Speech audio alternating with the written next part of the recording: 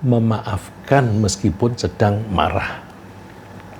Seringkali kita ini bertemu dengan seseorang, bisa orang lain, tapi jangan-jangan malah kita sendiri ya. Seringkali kita bertemu dengan seseorang yang merasa bangga setelah melampiaskan kemarahan dengan kekerasan. Marah yang disertai dengan kekerasan. Istilah bahasa Inggrisnya itu raging anger. Marah yang bisa merusak-rusak. Ya, kita sering bertemu dengan seseorang yang merasa bangga setelah melampiaskan kemarahannya dengan kekerasan sambil menganggap bahwa dia lebih kuat atau lebih berkuasa daripada orang yang dimarahi. Nah, ada kata dia merasa bangga, menganggap dirinya lebih kuat atau lebih berkuasa daripada orang yang dimarahi. Ini kan ada rasa sombong. Jadi kalau orang marah itu pasti ada kesombongan di situ. Ya. Padahal kemarahan yang disertai dengan kekerasan itu justru menunjukkan kelemahan seseorang. Karena kemarahan adalah emosi yang ada pada dirinya sendiri dan dia, emosi itu, orang-orang itu tidak bisa mengendalikan emosi itu sendiri yang padahal emosi itu ada dalam dirinya sendiri. Nah, jadi kemarahan yang disertai kekerasan itu justru menunjukkan kelemahan, ya, karena seseorang yang suka marah itu berarti dia tidak bisa mengendalikan emosinya sendiri, padahal emosi itu bagian dari dirinya sendiri. Jadi kalau dia itu terhadap dirinya sendiri saja lemah, bagaimana dia bisa kuat atau menguasai di luar dirinya sendiri. Maka ini penting, kita harus memperkuat kepribadian kita, memperkuat mental kita, supaya kita ini bisa berperilaku yang wajar. Ya. Orang yang kuat adalah orang yang mampu menguasai atau mengendalikan dirinya sendiri, terutama pada saat marah. Justru ini lebih ekstrim begitu kan. Rasulullah SAW bersabda, "Laisa syadidu bis-sur'ah, innama syadid alladzi yamliku nafsahu 'indal ghadab." Tidaklah orang yang kuat adalah orang yang pandai bergulat, tapi orang yang kuat adalah orang yang dapat menguasai nafsunya ketika ia marah. Ini konteksnya Rasulullah itu berjalan bersama para sahabat, terus ada kerumunan orang. Rasulullah bertanya, ada apa itu? Itu Rasulullah, ada pegulat. Pegulat itu kalau ditantang, pasti orang yang nantang itu dibanting. Ya. Jadi jangan main-main dengan dia. Karena para sahabat ini memberikan kesan bahwa mereka menganggap pegulat ini orangnya kuat, bisa banting orang siapa saja. Lalu Rasulullah komentar, bukan, orang kuat itu bukan yang bisa banting orang, bukan pegulat begitu. Orang yang kuat adalah orang yang bisa mengendalikan marahnya sendiri gitu. Ya, biasanya rasa marah akan muncul di saat kita diserang, atau di saat kita ditipu, atau dihalang-halangi untuk menggapai suatu cita-cita, atau ketika diperlakukan secara tidak adil. Nah, jadi penyebab marah itu bermacam-macam. Misalnya ketika kita diserang, kita bisa marah. Kita ditipu, kita marah.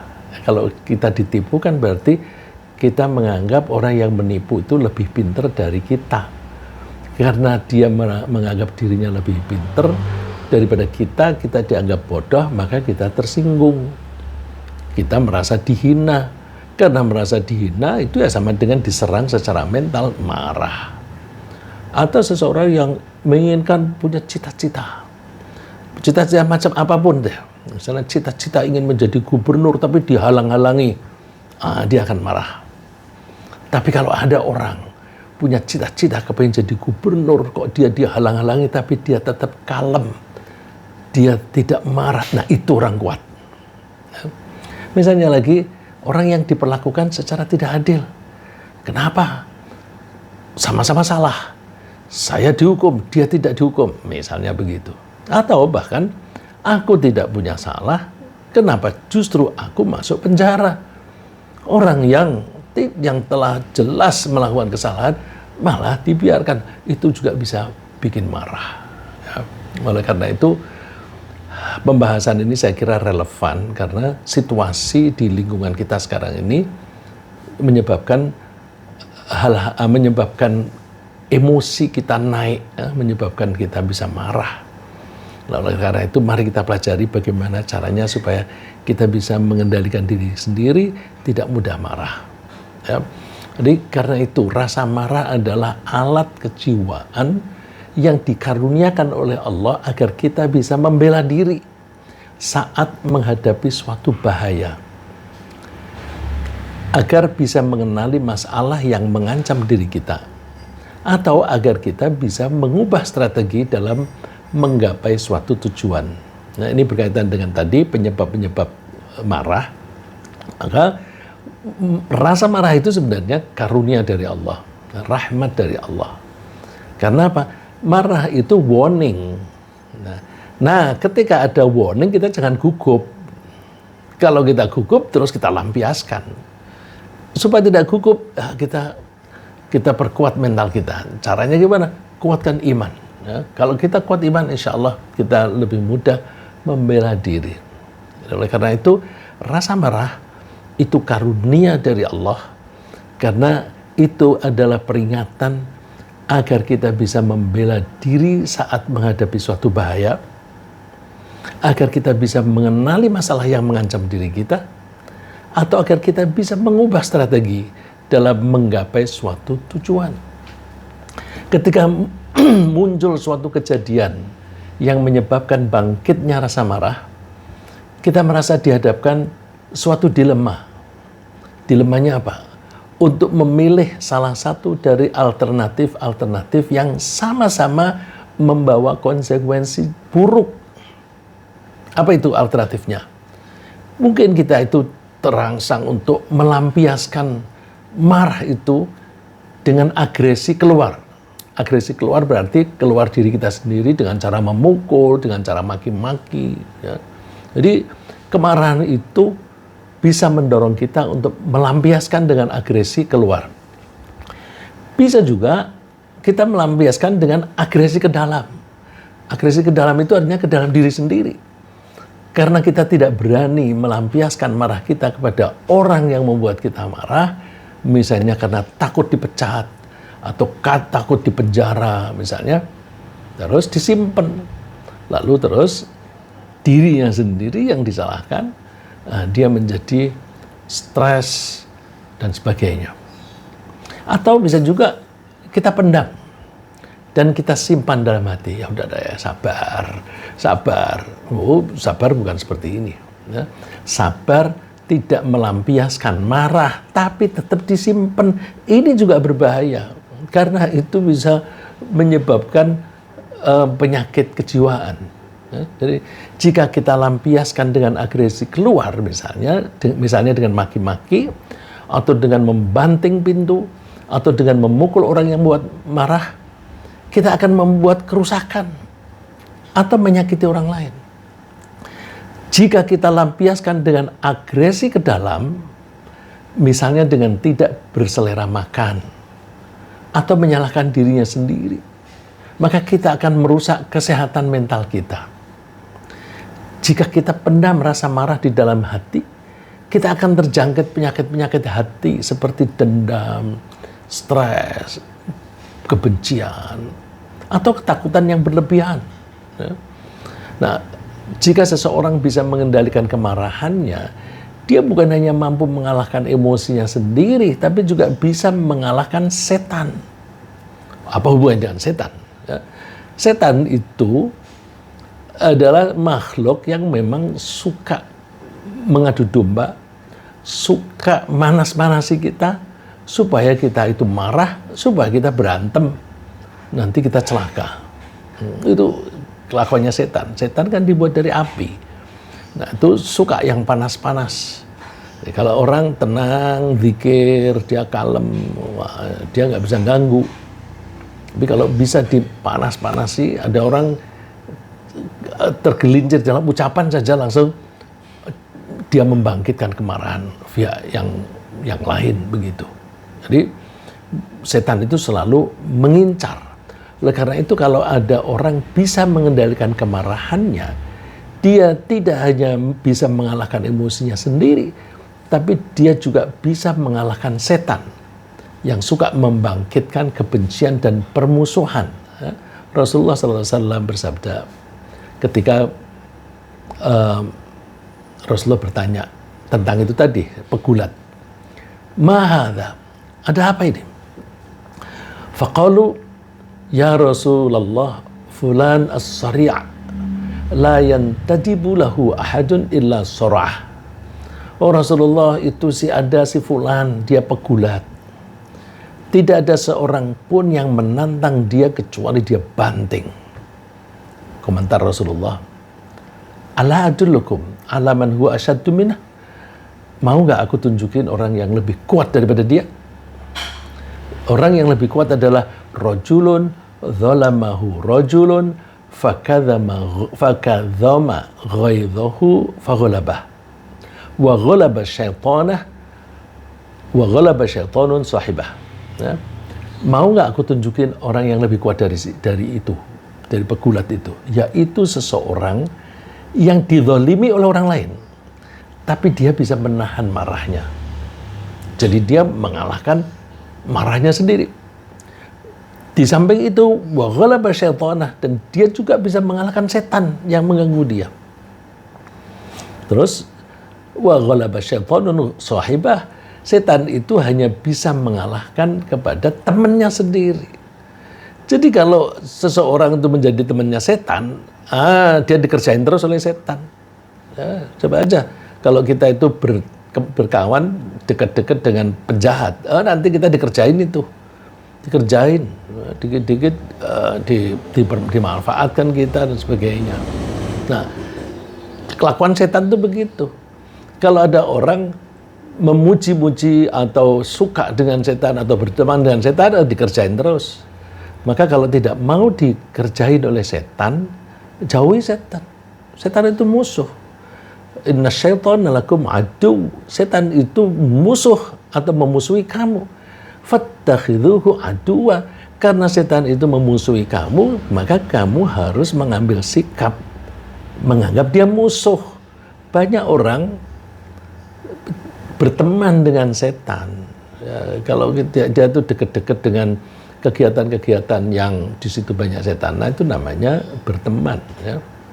Nah, setelah seseorang yang berpotensi marah itu berhasil menahan diri atas kemarahannya, dia dianjurkan untuk memaafkan saja kepada orang yang berpotensi menerima kemarahan. Jadi kalau ada orang yang perilakunya itu lalu men-trigger atau membangkitkan kemarahan kita, udah maafkan aja. Ya. Memaafkan adalah alternatif yang jauh lebih baik daripada 3 alternatif yang tersebut tadi. Yaitu 3 alternatif tadi: melampiaskan dengan agresi keluar, melampiaskan dengan agresi ke dalam, atau memendam di dalam hati. Nah, dengan memaafkan berarti dia tidak menganggap kejadian itu sebagai hal yang akan merugikan dia. Nggak apa-apa, tidak merugikan aku kok. Nah, Allah menganggap bahwa memaafkan pada saat marah sebagai salah satu dari beberapa kriteria orang yang baik dalam menerapkan keimanannya. Kenapa sih memaafkan itu lebih baik? Ibaratnya begini, saya umpamakan ini, saya pegang gelas kosong. Kalau kita marah, maka kemarahan kita itu masuk ke dalam hati kita. Nah, ketika marah itu ada di dalam diri kita, apakah kita ditutup, tidak boleh keluar, artinya kita simpen sendiri, ya, kita simpen tidak dilampiaskan. Nah, itu istilah lain itu bottling it up, ditaruh di botol terus ditutup rapat-rapat, atau dilampiaskan. Dilampiaskan itu bisa dengan kata-kata, bisa dengan tangan. Dua-duanya jelek, ya. Dua-duanya jelek. Nah, terus gimana caranya? Kalau disimpan, kalau misalnya disimpan saja nanti jadi penyakit. Dikeluarkan nanti nyakiti orang lain. Caranya jangan dibiarkan kemarahan itu tetap mengendap di dalam gelas ini atau di dalam botol. Kita bocorkan. Jadi di bawah, ibaratnya itu di bagian bawah kita kasih bocoran. Begitu ada marah, bocor hilang. Ada kemarahan masuk, bocor hilang. Jadi jiwa kita menjadi ringan karena tidak ada beban kemarahan itu. Ya. Jadi orang yang bisa menahan marah, menahan diri dari marah, itu orang yang dipuji oleh Allah, apalagi kalau dia bisa memaafkan. Allah memuji orang mukmin yang mempunyai beberapa kriteria. Antara lain ini saya ambil satu ayat. Di sini ada dua kriteria. Yang pertama, walladzina yajtanibuna kaba'iral itsmi wal fawahish. Orang-orang yang mau menjauhi dosa-dosa besar. Dosa besar yang disebut, karena dosa kecil itu seringkali kita nggak sengaja tahu-tahu berbuat dosa kecil. Karena si rangsangan atau kejadian-kejadian itu suka-suka membuat kita itu salah langkah begitu, dosa. Tapi seringkali dosanya kecil. Nah, yang penting kita itu, yang besar-besar itu kita jauhi. Seperti berzina, mencuri, membunuh, dan sebagainya itu kita hindari. Nah, itu orang baik. Dan juga menghindari perbuatan kecil. Perbuatan kecil itu perbuatan yang merugikan orang lain. Terus kriteria yang sesuai dengan topik kita adalah wa idza ma ghadibu hum yaghfirun. Dan kapanpun, ya, kapanpun, ini kata idza itu kapan atau ketika. Kalau idza ditambah dengan ma itu menjadi kapan saja. Jadi kalau bahasa Inggris, kalau idza itu sama dengan when, kalau idza ma sama dengan whenever. Whenever. Kapan saja mereka marah, mereka memaafkan. Nah, ini kan luar biasa. Biasanya orang kalau marah itu nggak bisa memaafkan. Tapi ini begitu muncul rasa marah, udah nggak apa-apa, aku maafkan. Hilang sudah. Nah, memang pada umumnya sulit memaafkan seseorang tepat pada saat munculnya rasa marah. Buktinya banyak orang bilang, ketika bahkan ada orang yang berbuat salah itu minta maaf. Maaf ya, aku tadi tidak sengaja. Tidak ada maaf, aku masih marah. Nah, itu seringkali begitu. Tapi ini anjuran Allah, justru saat marah itu, maafkan. Ya. Nah, kalau kita itu ingin melatih diri, kita harus mulai dari saat yang kemarahan yang kecil, kemudian kita renungkan dan sebagainya. Nah, pada tahap awal kalau kita ingin melatih diri, kita melatih diri dengan diam dan menahan diri sambil menata pikiran. Ini kalau kemarahan sudah terlanjur muncul, ya. Yang bagus kita tidak pernah terjangkit marah yang agresif, ya. Yang bagus kita tidak pernah terjangkit marah. Tapi bagaimana kalau sudah terlanjur muncul marah itu di dalam jiwa kita? Nah, itu ada beberapa langkah, ya. Pada tahap awal kita melatih diri dengan diam. Diam itu artinya tidak usah ngomong apa-apa. Terus sambil tidak ngomong itu kita menata pikiran kita. Kemudian kita melepaskan ketegangan mental dengan memaafkan orang yang membuat kita kesal. Jadi begitu ada orang yang berperilaku membuat kita marah, tahan. Setelah itu kita renungkan sejenak, tentu merenungkannya ini berkaitan dengan keimanan. Misalnya, aku kalau bisa menahan marah, Allah lebih suka. Nah, ini misalnya semacam itu dan sebagainya ya. Sambil berharap akan memperoleh ampunan dari Allah. Aku kalau suka memaafkan orang, aku akan diampuni oleh Allah. Dan apalagi janjinya Allah, kalau aku bisa menahan marah, aku akan diizinkan oleh Allah masuk surga. Jadi begitu ada trigger kemarahan, kesempatan aku masuk surga ini gitu. Nah kalau kita begitu ada kejadian itu lalu kita melihat bahwa ini adalah opportunity, kesempatan aku bisa masuk surga, kapan lagi? Caranya jangan dilampiaskan, terus maafkan. Allah menganjurkan kita, wasari'u ila maghfiratum min rabbikum wa jannatin arduhas samawati wal ard. Bergegas-gegaslah kamu untuk memperoleh ampunan dari Tuhanmu dan surga. Jadi ada dua hal yang ditawarkan oleh Allah, dua hal ini penting. Ampunan dari Tuhanmu, ampunan itu penting karena kita tuh sudah banyak dosa. Dosa itu potensinya menyeret kita ke neraka. Kalau sudah diampuni, itu kemungkinan masuk ke neraka itu sudah diperkecil atau bahkan dihapus. Udah begitu, wa jannatin arduhas samawati wal ard. Bergegas-gegaslah untuk memperoleh surganya Allah yang luasnya itu seluas langit dan bumi. Ampunan dan surga itu uiddat lil muttaqin, disediakan untuk orang-orang yang bertakwa. Nah, orang yang bertakwa itu siapa? Kriterianya banyak macam-macam. Ya, kriterianya ada rajin sholat, membayar zakat dan sebagainya. Tetapi di sini diambil kriteria yang bersifat hubungan sosial. Kalau sholat, terus kemudian haji, puasa, itu kan hubungan vertikal dengan Allah.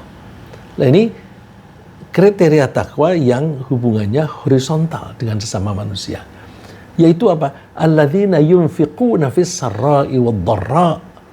Orang yang mau bersedekah meskipun apakah dia itu dalam keadaan longgar atau dalam keadaan sempit, dalam keadaan sehat maupun dalam keadaan sakit. Ada orang rajin bersedekah ketika sakit, nanti ketika sehat dia nggak bersedekah. Katanya sedekah itu bisa menyembuhkan gitu. Terus dia rajin bersedekah. Nah, kita heran, tumben orang itu rajin bersedekah. Rupanya dia sedang sakit. Nah, orang yang takwa itu bersedekah itu ketika sakit dia bersedekah, ketika sehat juga bersedekah. Ketika kaya bersedekah, ketika duitnya pas-pasan juga bersedekah. Cuma kalau misalnya ketika dia hartanya banyak, jumlah yang disedekahkan banyak. Ketika duitnya atau hartanya sedikit, jadi disedekahkan angka absolutnya kecil, tetapi proporsinya bisa lebih besar. Ya, misalnya orang yang mempunyai uang 1 juta, dia bersedekah 100.000, berarti dia sudah bersedekah 10%. Bandingkan orang yang duitnya 1 miliar, dia bersedekah 10 juta. Jumlah absolutnya besar, tapi proporsinya kecil. Nah, kalau orang yang bertakwa itu, proporsinya itu tidak dikurangi, bahkan bila perlu ditambahi. Nah, jadi ini peduli dengan orang lain. Satu. Yang kedua, wal kadhiminal ghaidh, dan dia bisa menahan marah. Lebih bagus lagi, wal afina 'anin nas, dan mereka suka memaafkan orang lain. Afin, saya bilang suka memaafkan karena afin itu isim fa'il, artinya pemaaf. Nah, kan beda misalnya kata kerja mencuri dan pencuri. Kalau mencuri, orang yang mencuri bisa saja dia mencuri hanya sekali, tapi kalau pencuri dia mencuri berkali-kali. Nah, wal afina 'anin nas, ini pemaaf. Kalau pemaaf berarti memaafkan lagi, memaafkan lagi, memaafkan lagi.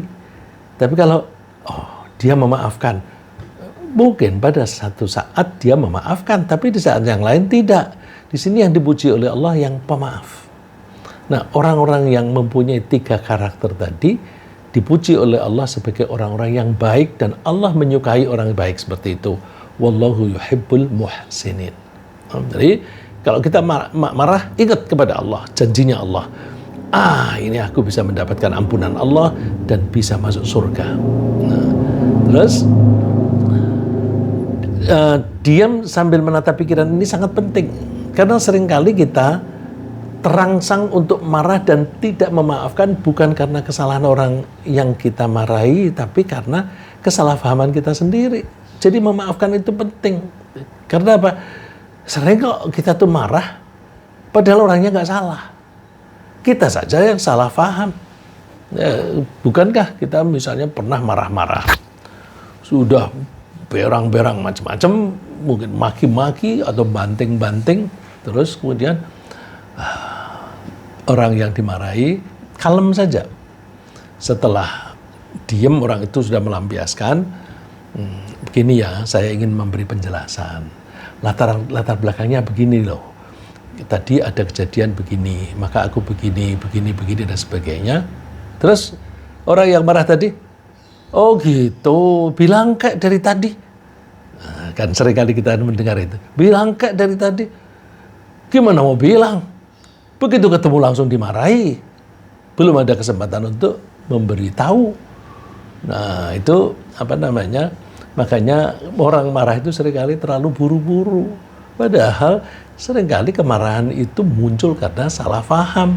Maka kalau ada kejadian semacam itu, coba deh refleksi diri dulu. Kemudian pelajari latar belakangnya. Ada apa ini? Ya. Kalau ada orang berbuat sesuatu, pasti ada latar belakangnya. Nah, kalau kita bisa memahami latar belakangnya, mungkin kita akan lebih mudah memaafkan.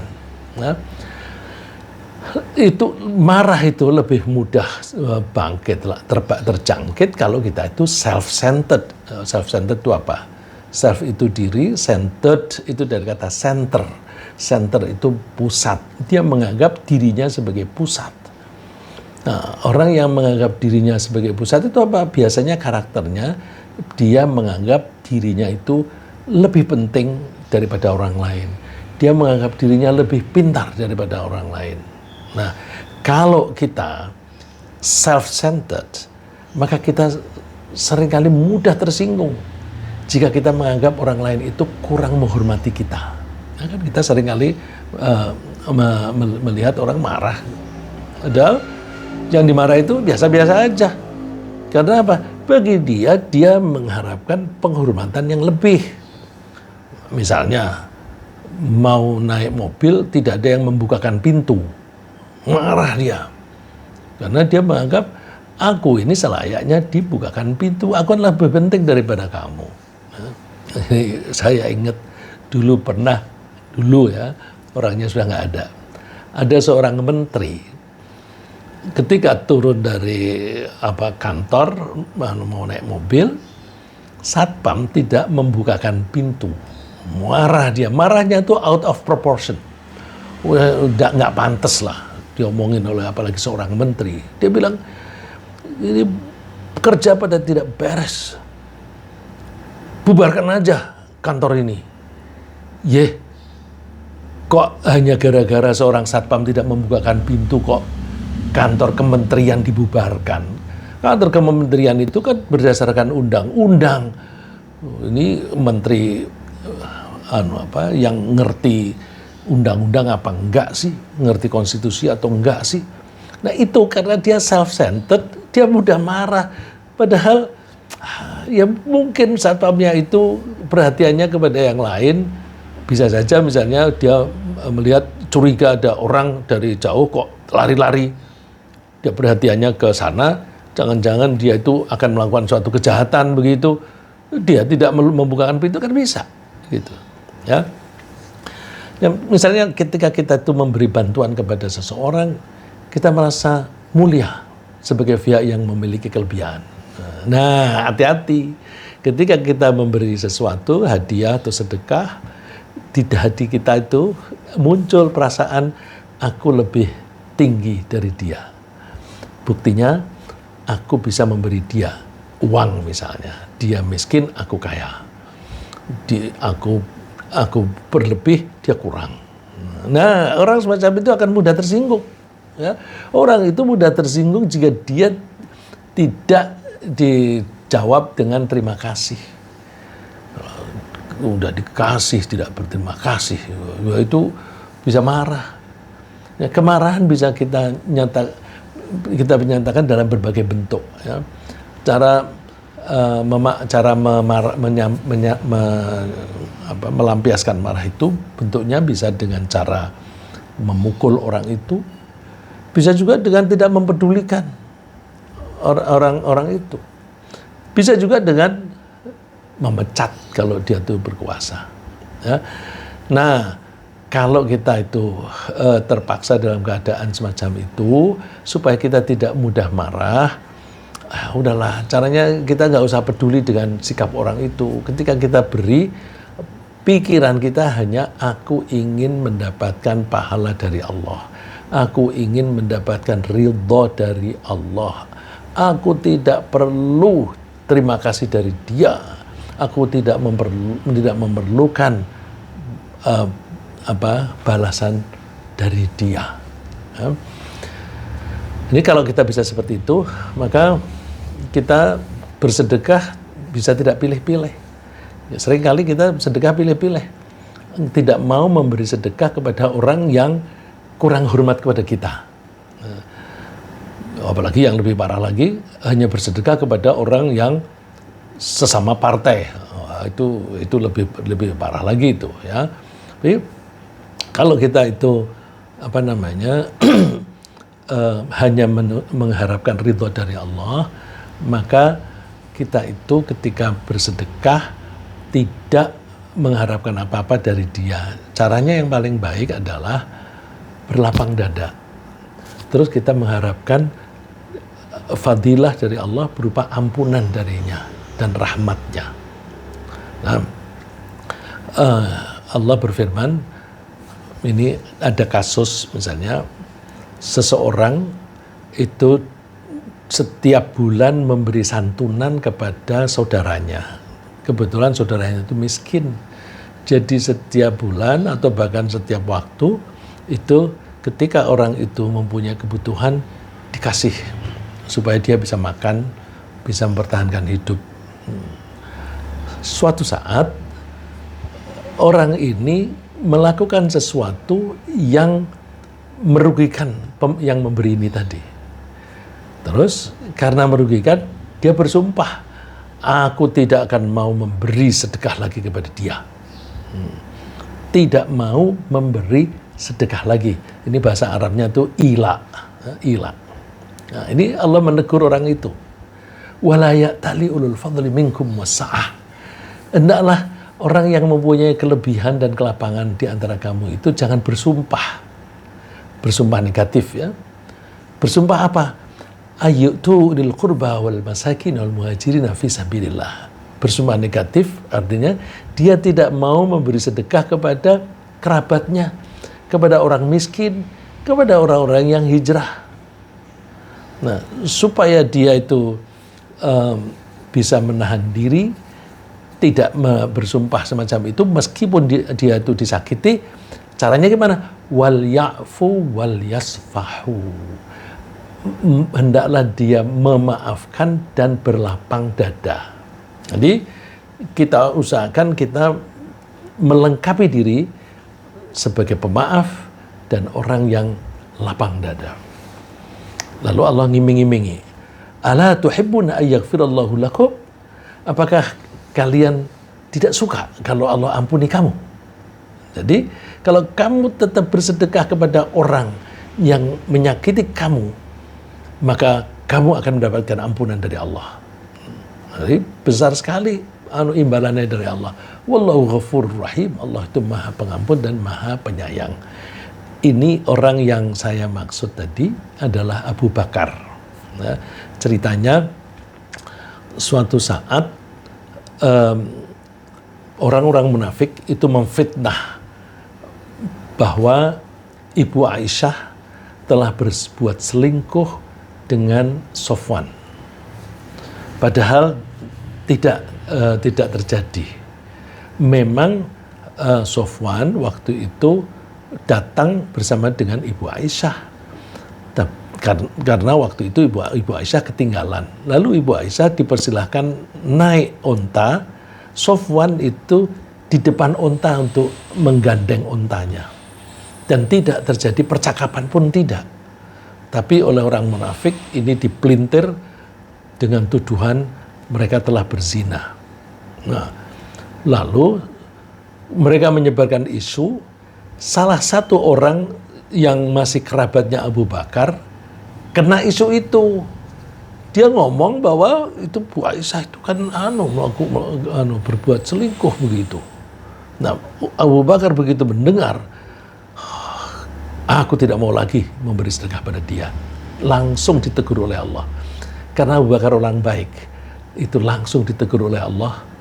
Dan karena dia orang baik, begitu ditegur langsung dia mohon ampun dan dia dihapus sumpahnya tadi dengan sumpah baru, aku akan melanjutkan sedekahku kepadanya.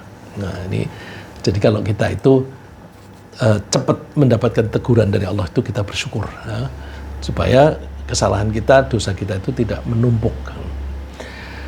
Nah, kalau kita itu ingin menghindari kemarahan, kita lebih baik memusatkan perhatian kita pada harapan diterimanya sedekah kita oleh Allah yang mensyaratkan keikhlasan dalam bersedekah, bukan mengharapkan balasan dari orang yang menerima.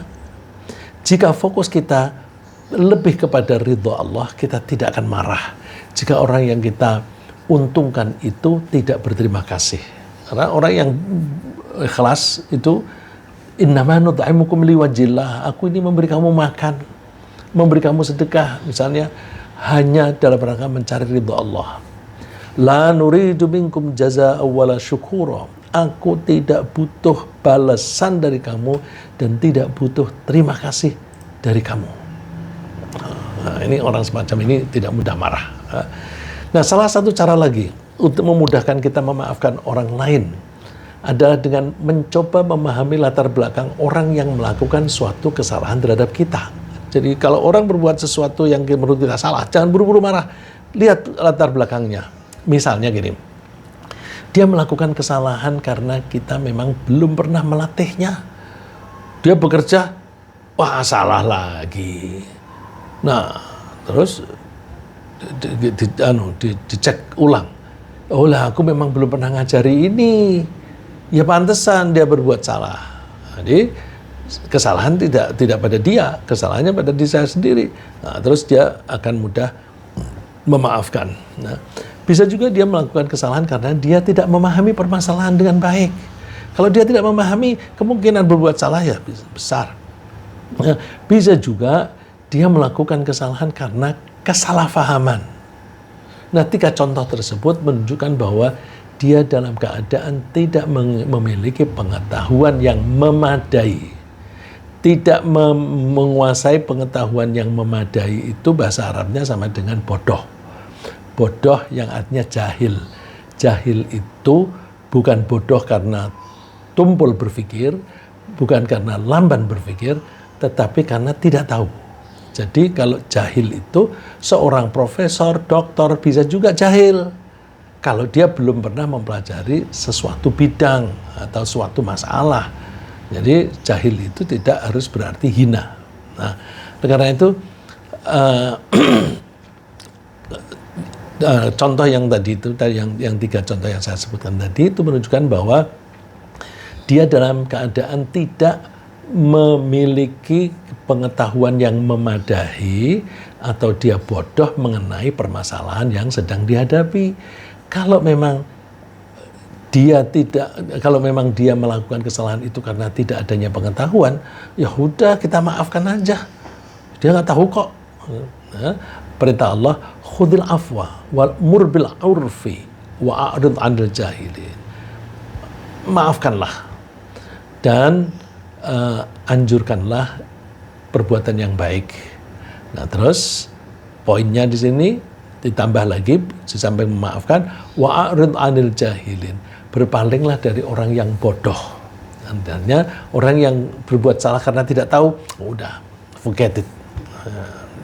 Bila perlu kita beri nasihat atau kita beritahu bagaimana caranya melakukan itu. Jadi intinya adalah bahwa kita mesti selalu berlapang dada sehingga kita bisa menghadapi segala permasalahan hidup ini dengan tenang, bisa berpikir secara komprehensif dan mudah memaafkan. Ya, Allah berfirman, "Wa ma khalaqnas samawati wal arda ma bainahuma illa bil haqq wa innas sa'ata la'atiyatun fasfahis safal jamil." Kami tidak menciptakan langit dan bumi serta seisinya kecuali dengan benar. Nah, terus Allah memperingatkan, "Wa innas sa'ata la'atiyah." Hidup ini memang kadang-kadang membuat kita senang, membuat kita bangga, tapi ingat, suatu saat pasti akan terjadi hari kiamat. Setelah di hari kiamat itu, kalian akan diminta pertanggungjawaban. Oleh karena itu, ambillah sikap fasfahis sofhal jamil. Maafkanlah mereka dengan cara yang baik. Ini anjurannya maafkan. Bukan lalu mintalah maaf. Justru tekanannya itu memaafkan, meskipun tidak dimintai maaf itu. Ya. Nah, kepada orang yang bisa bersabar menghadapi permasalahan dalam hidup dan selalu bersedia memaafkan orang lain, Allah memujinya sebagai orang yang memperoleh keutamaan di sisinya. Walaman sabara wa ghafara inna dzalika lamin azmil umur. Sungguh orang yang bersabar dan memaafkan, mereka perbuatan yang demikian itu termasuk hal-hal yang diutamakan, dianggap utama. Nah, secara kejiwaan, seorang yang pandai memaafkan orang lain sangat berpotensi untuk menikmati hidup. Nah, ini yang saya sebut, yang saya kaitkan dengan kebahagiaan. Kalau kita mudah memaafkan, insya Allah hidup kita bahagia.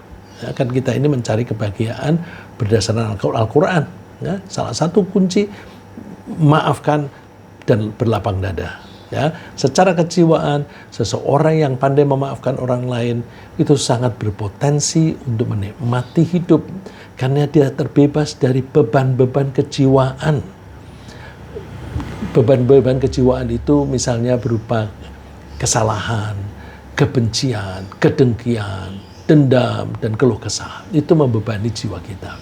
Nah, untuk menjadi orang yang pandai memaafkan orang lain, kita bisa memilih, bisa melatih diri dengan mengingat interaksi dengan mengingat interaksi apa yang terjadi dengan anggota keluarga kita dalam seharian. Jadi maksudnya begini, kita itu dalam kehidupan di berkeluarga itu kan kita selalu berinteraksi antara suami dengan istri, bapak dengan anak, anak dan orang tua. Nah itu kita coba melatih diri, aku maafkan dia. Jadi syukur kalau kita bisa mau melatih diri dengan cara setiap malam menjelang tidur, terus menyatakan, ucapkan sendiri, didengar telinga kita sendiri. Aku memaafkan istriku, aku memaafkan suamiku. Misalnya kalau sambil mengingat, tadi makan kok kurang enak ya. Waduh, istriku ini masaknya ini nggak bener. Nah, terus anyway, aku memaafkan dia. Suamiku baru pulang terus langsung menggerutu gitu. Udah, aku maafkan dia dan sebagainya. Jadi sambil mengingat apa yang kira-kira itu berpotensi membuat kita marah, terus kita omongkan dari sini, aku maafkan dia. Itu nanti kita ketika tidur, jiwa kita ringan dan bangun-bangun segar. Maka kalau kita mau melatih diri begini setiap hari, dalam 2 minggu aja, insya Allah itu kejiwaan kita itu sudah enak, nyaman. Nah, setelah kita melakukan latihan semacam ini, dalam 2 minggu saja, insya Allah beban mental kita akan merasa ringan sekali. Lebih-lebih lagi ketika kita meyakini bahwa dengan memaafkan anggota keluarga kita, Allah akan mengampuni kita. Jadi kita terbebas dari beban kesalahan dan terbebas dari beban dosa. Jadi di satu sisi kita tidak ada beban kesal pada orang lain, di sisi lain kita meyakini bahwa dengan aku memaafkan mereka, maka Allah akan memaafkan aku. Orang kalau merasa berdosa itu akan merasa terbebani dengan dosa itu. Mungkin takut besok masuk neraka dan sebagainya. Tapi kalau meyakini bahwa Allah sudah mengampuni aku, beban itu hilang.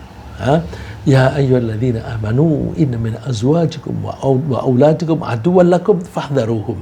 Jadi Allah memakai kata-kata yang agak apa namanya? agak keras ya. Atau apa sih, agak ekstrim. Wahai orang yang beriman, di antara pasanganmu, suami atau istri, dan di antara anak-anakmu itu ada yang menjadi musuh bagi kamu. Ada atau paling tidak punya potensi menjadi musuh. Terus fahdharuhum, maka berhati-hatilah terhadap mereka. Jadi dengan istri kita jangan memperlakukan istri dengan buruk. Nah, itu tempo hari itu ada orang bercerita di video, dia mengelola panti jompo. Itu yang ada di situ laki-laki. Dia bilang semua orang laki-laki yang tinggal di panti jompo ini semua dulu pernah bermasalah dengan istrinya. Nah, itu kan berarti suami istri bermusuhan. Fadharuhum, hati-hati, maka perilakunya itu dijaga. Nah, antara lain caranya wa in ta'fu wa tasfahu wa taghfiru fa innallaha ghafurur rahim. Kalau kamu mau memaafkan, mau berlapang dada dan mau mengampuni, maka Allah akan mengampuni kalian. Allah Maha Penyayang. Ya. Di sini ada memaafkan itu disebutnya dua macam. Ta'fu dan taghfiru. Memaafkan dan mengampuni. Bedanya apa sih? Kalau ta'fu, maaf, itu artinya menghapus. Jadi misalnya, istri kita berbuat salah, terus kita memaafkan. Ketika memaafkan itu bisa dengan cara dihapus. Udah, forget it, dilupakan. Lupa, udah. Tapi kalau taghfiru, memaafkan tetapi masih diingat. Aku memaafkan, tapi aku tidak bisa melupakan. Itu taghfiru. Nah, kalau hanya mengampuni begitu, nanti ada potensi bangkit kembali. Kalau kita ingin baik, udah maafkan aja, hapus aja. Nah, kemudian setelah berhasil memaafkan anggota keluarga kita sendiri, kita memperluas cakupan dengan memaafkan orang lain di luar keluarga. Nah, bukankah Allah memperingatkan kita, wa ja'alna ba'dakum li ba'din fitnah. Kami jadikan sebagian dari kalian itu menjadi ujian bagi sebagian yang lain. Jadi di dalam kita bergaul, bermasyarakat, itu sebagian dengan sebagian lain itu kadang-kadang suka ada gangguan. Nah, terus atas birun, apakah kamu sabar menghadapi ujian itu? Wa kana rabbuka basira. Tuhanmu itu Maha melihat. Jadi intinya adalah bahwa kita itu coba melatih diri untuk memaafkan siapa saja, terutama orang-orang yang dekat, kemudian orang-orang yang lebih jauh dari kita. Supaya kita bisa terampil memaafkan, kita latih setiap malam menjelang tidur, kita ingat-ingat apa yang terjadi di hari ini, terus nyatakan, aku memaafkan dia, dan seterusnya. Ya, ringkasannya adalah bahwa orang yang kuat adalah orang yang mampu menundukkan kemarahannya sendiri. Untuk menghindari kemarahan dengan kekerasan, kita menahan diri, kemudian kita memaafkan. Agar tidak mudah marah, kita hindari pola pikir yang self-centered, menganggap dirinya penting, menganggap dirinya pintar dan sebagainya. Dan kita berusaha memahami latar belakang orang yang bersangkutan. Nah, sebagai latihan praktis, kita setiap menjelang tidur menyatakan memberi maaf kepada semua pihak. Semoga Allah memberi kita kesabaran dan lapang dada sehingga kita mudah memaafkan orang lain. Dan dengan demikian, mudah-mudahan kita juga mendapatkan ampunan dari Allah Subhanahu wa Ta'ala. Amin.